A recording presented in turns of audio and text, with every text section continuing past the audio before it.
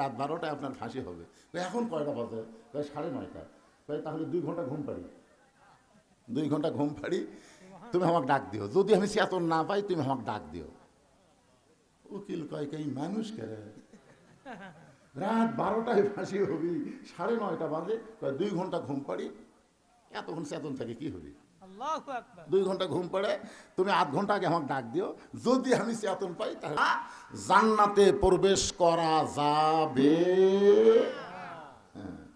একে ডাইরেক্ট ফাদখুলি ফি ইবাদি ওয়াদখুলি জান্নাত। এখন আমরা বলবো আমরা জান্নাতে ছিলাম না, আমরা একটা জগতের মধ্যে ছিলাম। সে জগতের নাম হলো আলমে আরওয়াহ। আলমে আরওয়াহ, রুহের জগৎ। এই রুহের জগৎ থেকে আল্লাহ আমাদেরকে পাঠাইলো দুনিয়ার জগৎ। এই দুনিয়ার জগৎ থেকে আমরা যাব কবরের জগৎ। জোরে কোন ঠিক কিনা? আল্লাহ রাসূল বলেন সর্বশেষে যেই ব্যক্তি দুনিয়া ছাড়বে, কবরের জগতে তাকে কম পক্ষে 50,000 বছর থাকা লাগবে। কত বছর? বিশ্বাস করতেছেন না নাকি? আফসোসের কিছুই বোঝা যাচ্ছে মনে হয় কি? সর্বশেষে যেই ব্যক্তি মৃত্যুবরণ করবে, কবরের জগতে তাকে 50,000 বছর থাকা লাগবে। যে দুনিয়ার জগতে আমাকে কোনো কি নাই, নিশ্চয়তা আছে নাকি? আপনি যে 3তলা 4তলা বাড়ি বানাচ্ছেন আর বারবার ঘাড় কাজ করে দেখতেছেন, কি দেখো ভাই? রড বার করে রাখছি, হুজুর আর একতলা করবো, আর একতলা। 2 কান্দের ফেরেশতা কয় পাগলা, উপর দিকে তাকাস না রে, তোর বাড়ি 3তলা না, তোমার জায়গা হলো নিচতলা। ধরে কোন কি তলা? নিচতলা। একতলা না, নিচতলা মানে কি? আন্ডারগ্রাউন্ড। এখন নিচতলায় যদি আমরা যাওয়ার চাই, আল্লাহ বলেছেন কোনো সমস্যা নাই। ইয়া আইয়ুহাল্লাযীনা আমানুত্তাকুল্লাহা হাক্কা তুকাতিহি ওয়া লা তামুতুন্না ইল্লা ওয়া আনতুম মুসলিমুন। কোনো সমস্যা নাই, যদি মুসলমান হয়ে মরতে পারো, তোমাদের নিচতলা কবরকে আমি আল্লাহ জান্নাতের বাগান বানায়া দেব। তার মানে কি বুঝতেছেন? কি হয়ে মরা লাগবে? আমরা কার ঘরে জন্ম নিছি? মুসলমানের ঘরে জন্ম নিলাম, অথচ আমাদেরকে আল্লাহ বলতেছেন মুসলমান হয়ে তোমাকে মরা লাগবে। এখানেই তো মারিফতের পেঁয়াজ। কিন্তু মুসলমানের ঘরে জন্ম নিলাম, আবার আল্লাহ কেন বলতেছেন মুসলমান না হয়ে মরিস না রে? তার মানে বোঝা গেল মুসলমানের ঘরে জন্ম নিয়া অনেকে কাফের হয়ে মরে, আবার অনেকে কাফেরের ঘরে জন্ম নিয়া মুসলমান হয়ে মরে। ধরে কোন কথা ঠিক কি না? কথা বলে মুসলমানের ঘরে জন্ম নিয়া কোরআনের কথা বললে কয় রাজনীতি করতেছে। ওই কি মুসলমান? আল্লাহর কোরআনের আইন বাংলাদেশে চালু হবে, এই কথা শোনার পরে তার কলিজার মধ্যে কষ্ট হয়, বুঝবেন ও মুসলমান না, ও হলো মুনাফিক নম্বর 1। ধরে কোন কথা ঠিক কিনা? 1 নম্বর মুনাফিক। নবীর পিছনে নামাজ পড়ে, নবী হলেন ইমাম, সামনে কাতারের মুসল্লি, পাগড়ি ঠিক আছে, দাড়ি ঠিক আছে, জুব্বা ঠিক আছে, সব 1 নম্বর। কিন্তু কোরআনের একটা আয়াত যখন নাজির হলো, তখনই উনি ধরা খেলো। আর টুপি পাগড়ি জুব্বার মধ্যে যে কি মাল লুকাইছিল, এটা আগে নবী বুঝবার পারেনি। কিন্তু যখন কোরআনে একটা আয়াত নাজিল হয়েছে, তখন এই ধরা খাচ্ছে। আয়াতটা হলো ইয়া আইয়ুহান নাবিয়্যু হারজিল মুমিনিনা আলাল কিতাল। ওগো নবী, যাদেরকে কাতারবদ্ধ করে জামাত নামাজ আদায় করতেছেন, তাদেরকে কাফের বেঈমানদের বিরুদ্ধে সৈন্য হিসাবে গড়ে তোলেন। কারণ যে কোনো সময় মক্কার কাফেরেরা মদিনা আক্রমণ করতে পারে, আর মদিনা আক্রমণ করলে আপনি নামাজ দিয়া রোজা দিয়া মদিনা রক্ষা করতে পারবেন না। ওই কাফেরদের বিরুদ্ধে অস্ত্র ধরা লাগবে। কার কথা? আল্লাহর কথা। এই আয়াত যখন নবী সাহাবীদের সামনে বললেন, এই সামনে কাতারের মুসল্লি ওই মন খারাপ করে নবীকে বলতেছে, হুজুর এটা না গন্ডগোলের আয়াত। আপনারা বলেন এটা গন্ডগোলের আয়াত। আজকে যদি ভারতেরা বাংলাদেশকে আক্রমণ করে, আমরা তখন মসজিদে যাই বলব দোয়া করবো, আল্লাহ আল্লাহ আল্লাহ ভারতের হাত থেকে আমাদের দেশকে রক্ষা করো আল্লাহ। এই দোয়া করার টাইম আছে? এই আয়াত নাজিল হওয়ার পর আর দোয়া করার সময় আছে? যার যা আছে ইমানের বলে বলিয়ান হয়ে হিন্দুদের বিরুদ্ধে যুদ্ধ করা লাগবে। ধরে কোন কথা ঠিক না?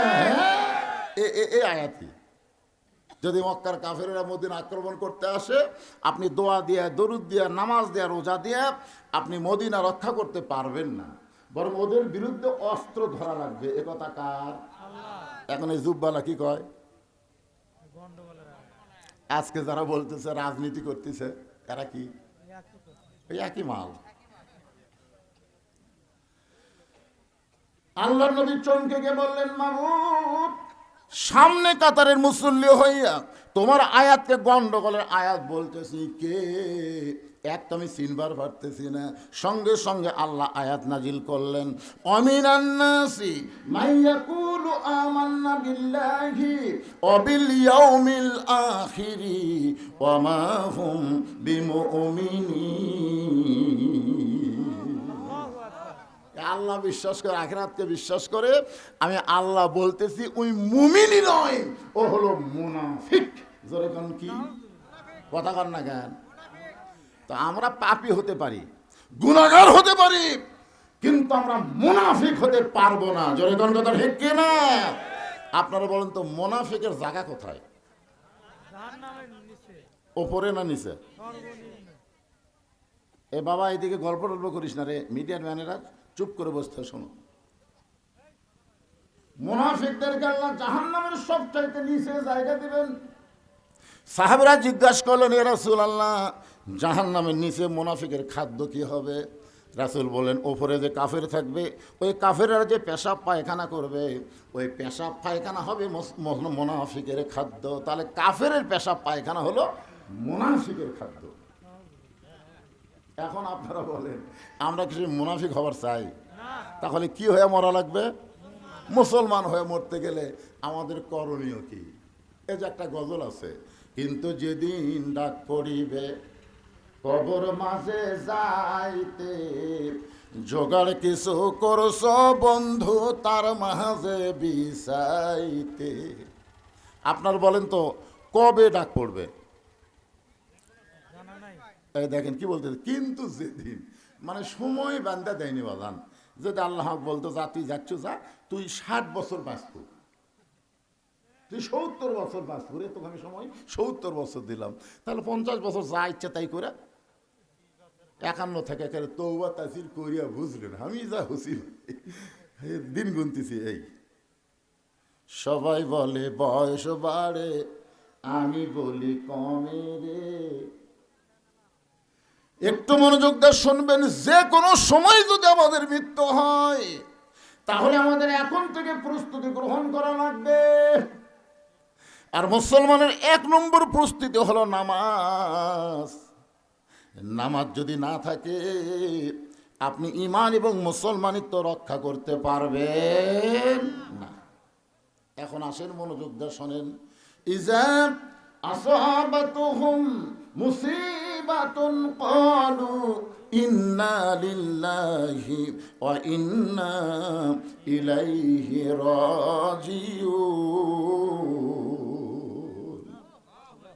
বিপদ আপদ মুসিবত যখন আসবে, এখন আপনাদের কাছে আমার প্রশ্ন হলো, এখানে সংক্ষেপে ছোট প্রশ্ন, খুব ছোট, যে বর্তমানে আপনাকে শেরপুর এই এলাকার জন্য সবচাইতে বড় বিপদ কি? যে বিপদের সময় আল্লাহ ইন্নালিল্লাহ পড়ার হুকুম দিল, কলু মানে কি আল্লাহ ফরজ করে দিল। এখন আপনারা বলেন, আপনাদের এলাকায় সবচাইতে বড় বিপদের নাম কি?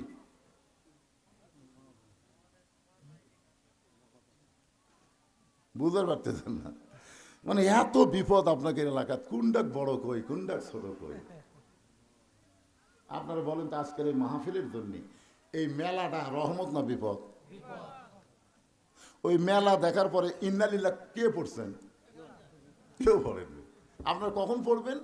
যখন মরে গেল তখন। ওই মেলার মধ্যে কি চুরির দোকান আছে? আপনারা বলেন তো, কোরআনের মাহফিলের মেলাতে চুরির দোকান, এটা রহমত না বিপদ? আপনার ইন্নালিল্লাহ পড়ছেন? সবচাইতে বড় বিপদ হলো প্রত্যেকটা যুবকের হাতে একটা করে টাচ মোবাইল। ধরে কোন কথা ঠিক কিনা? তা আপনার ছেলে যে টাচ মোবাইলে ঘুরতেছে, আপনি ইন্নালিল্লাহ করছেন? সবচাইতে বড় বিপদ হলো মেয়েরা ঘরের মধ্যে থাকার কথা, সেই মেয়েরা বেপরদা হয়ে রাস্তায় আসা। রহমত না বিপদ? একটা মেয়ে মানুষ দেখে আপনি ইন্নালিল্লাহ পড়ছেন। তার মানে বোঝা গেল আপনার বিপদই বোঝেন না, মানুষ মরে গেলেই বিপদ মনে করেন। সবচাইতে বড় বিপদ মানুষ মরার পরে ইন্নালিল্লাহ কেন পড়ি? এই কারণেই পড়ি, আমাদের জন্য মরাটাই হলো সবচাইতে বড় বিপদ। ও বাংলার মুসলমানেরা শুনে নেন, কোরআনকে যদি আইন হিসাবে গ্রহণ করে, আল্লাহর হুকুম অনুযায়ী নবীর তরিকা মোতাবেক যদি চলতে পারেন, তাহলে মরাটা বিপদ না, মরার মাধ্যমে জান্নাতে প্রবেশ করা যায়। ঠিক কিনা? কিন্তু মানুষ বলে আমরা কেন পড়ি? আমরা মনে করি মরাটাই হলো বিপদ। আল্লাহ রাসূল বললেন, সর্বশেষে যে ব্যক্তি কবরে যাবে, কবরের জগতে তাকে 50,000 বছর থাকা লাগবে। এই কথা শোনার পরে আমাদের মা উম্মাহাতুল মুমিনিন খাদিজাতুল কুবরা ছোট বাচ্চার মতন কান্না শুরু করে দিলেন। রাসূল বলে, খাদিজা আপনি এমন করে কেন কাঁদতেছেন? খাদিজা বলে, ওগো আল্লাহর নবী, আমি জানি কবরে কোনো দরজা নাই, কবরে কোনো জানলা নাই, কবরে কোনো সাথী নাই, কবরে কোনো বাতি নাই, একা একা 50,000 বছর অন্ধকার কবরে কেমনে থাকবো? এই কথা শোনার পরে আমার চোখটা দর দর করে পানি পড়তেছে। আল্লাহর নবী খাদিজার চোখের পানি মুছা দিয়া কপালে একটা চুম্বন দিয়ে বললেন, খাদিজা, ওই আল্লাহর শপথ করে বলতেছি, ঈমান গ্রহণ করার পরে আপনি আল্লাহর সঙ্গে যে সম্পর্ক গড়ে তুলেছেন, আল্লাহ আপনার কবরকে জান্নাত বানায়া দিবে। সুবহানাল্লাহ। সবাই বলেননি? বলছেন?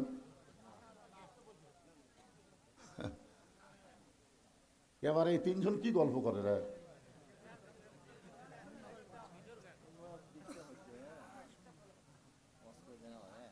না শোনেন, তাহলে এখানে যে আল্লাহ রাসূল বললেন, কি বললেন শোনেননি?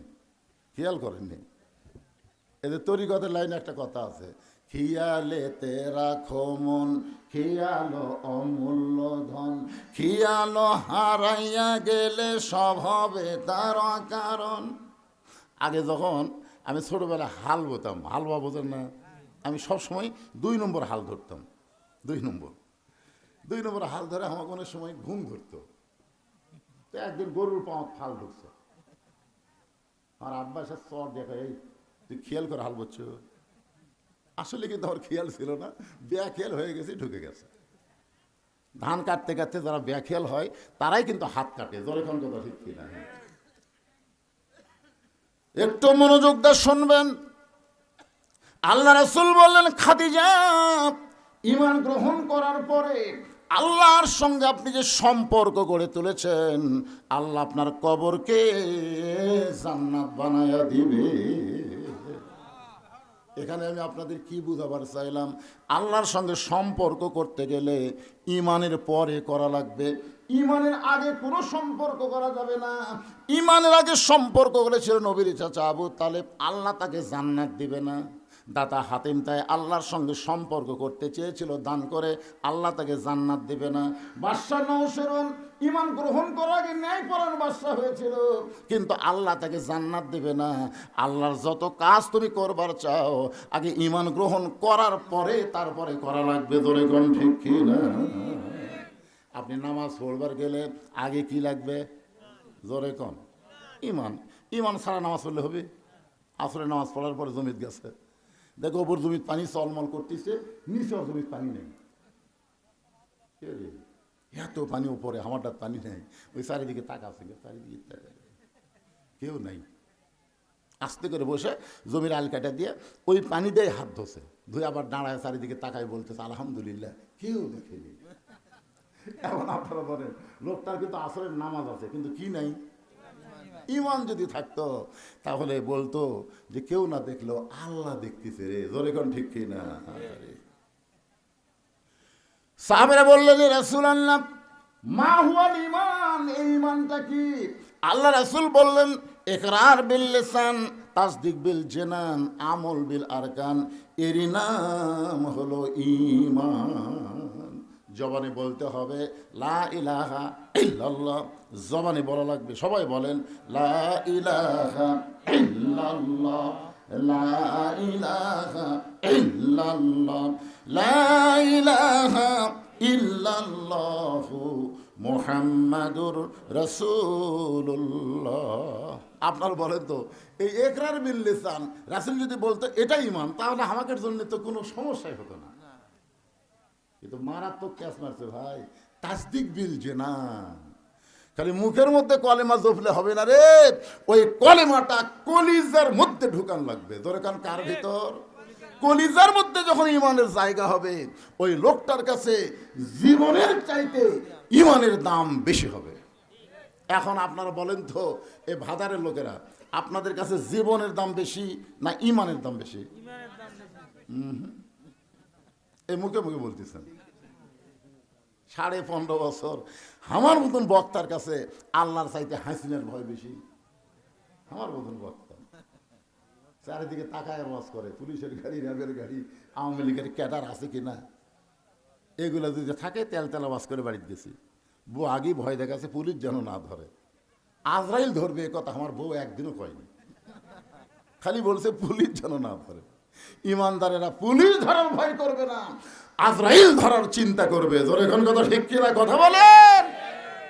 পুলিশ ধরলে আপনাকে ছাড়বে, কিন্তু আজরাইল ধরলে মনে ছাড়বে? একটু মনোযোগ দেবেন। তাসদিক বিল জানান মানে কলিজার মধ্যে ঈমান। কলিজার মধ্যে যখন কারো ঈমান ঢুকে যাবে, ওই মানুষটা জীবনের চাইতে ঈমানের গুরুত্ব বেশি দিবে। দরকার হলে উকিল বলবে আপনার ফাঁসি হবে রাত্রি 12টায়। নাম হলো মীর কাসেম আলী। নাম কি? মীর কাসেম আলীকে বলেছে রাত 12টায় আপনার ফাঁসি হবে। এখন কয়টা বাজে? 9:30। তাহলে 2 ঘন্টা ঘুম পাড়ি, 2 ঘন্টা ঘুম পাড়ি, তুমি আমাকে ডাক দিও। যদি আমি চেতন না পাই তুমি আমাকে ডাক দিও। উকিল কয় এই মানুষ করে রাত 12টায় ফাঁসি হবি, 9:30 বাজে, 2 ঘন্টা ঘুম পাড়ি, এতক্ষণ চেতন থাকে কি হবি?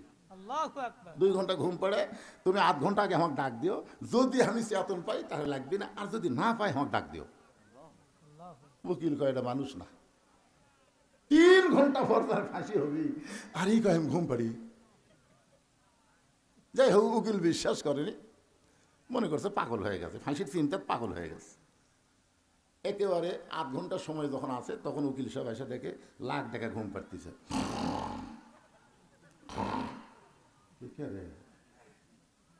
8 ঘন্টা ফাঁসির সময়, এখনো ঘুম পাড়ে, ডাক দিছে। লাভ ধরে বলছে ভাই ফাঁসির টাইম হচ্ছে? না স্যার, এখন 8 ঘন্টা আছে। তাহলে 2 রাকাত নামাজ পড়ি। অজু করে এসে 2 রাকাত নামাজ পড়ে এখানে পাঞ্জাবি টাঞ্জাবি গাওয়াত দিয়ে আতর সুরমা লাগে বলতে চ যাই। উকিল বলতেছে কোথায় যাবেন? কোথায়? বলে ফাঁসির কাজটা। আপনি জানেন আপনার ফাঁসি হবে, মৃত্যু হবে? মীর কাসেম আলী মুসকে মুসকে হাসে আর বলে তোমরা বলো আমার ফাঁসি হবে, কিন্তু আমার আল্লাহর কোরআন বলতেছে আমার মৃত্যু হবে না।